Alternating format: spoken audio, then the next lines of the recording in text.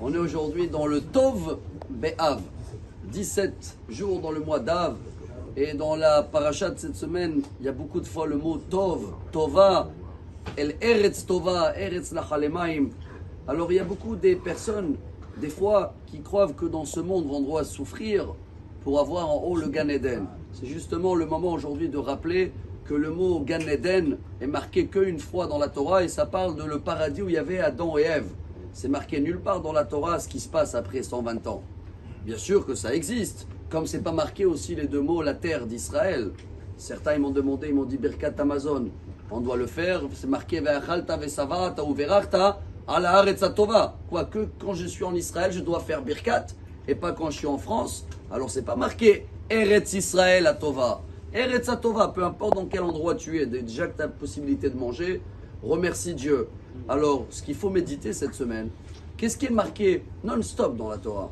Leman yirbu yemechem v'yimei benechem hu ala adama kasher nishba Hashem al hashamayim ve'al haaretz. Beaucoup de fois dans la Torah, c'est rappeler le salaire ici sur terre.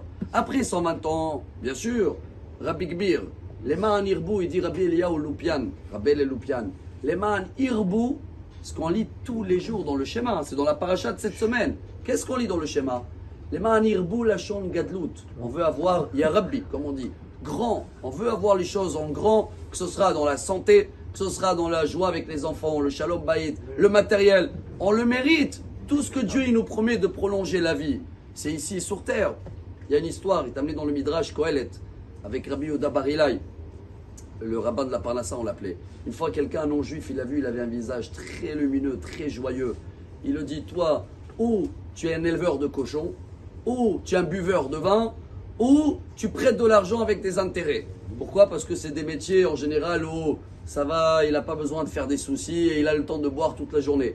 Alors Rabbi Yehuda Bar Ilai, il a dit, éleveur de cochons, on n'a pas le droit de le faire.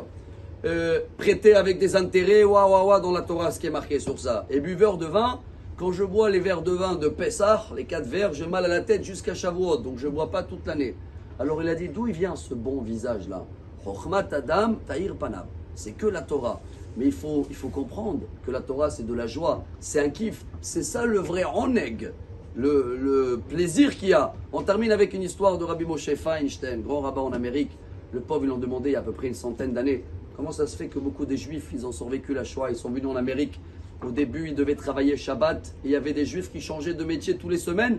Parce que s'ils ne travaillaient pas Shabbat, mais les enfants à eux, après, ils ont tout lâché. Ils ont demandé au rabbin, comment ça se fait que les parents qui sont donnés à fond, les enfants, ils ont tout lâché. Il a dit justement, ils sont donnés tellement à fond que quand ils sont venus tous les vendredis à la maison, ils étaient tristes. Encore une fois, ils m'ont viré de travail. S'ils auraient été joyeux, Baruch Hashem qui m'ont viré, Dieu passe avant tout, le Shabbat c'est kiff. Alors les enfants, ils auraient grandi en regardant que les parents, ils kiffent la Torah. Ils comprennent que c'est de la valeur ici, sur terre. Venez, on va essayer de kiffer ce Shabbat et Dieu va nous donner, Ya Rabbi, Irbu Yamechem, que des bonnes choses. Shabbat Shalom. Amar Rabbi Elazar.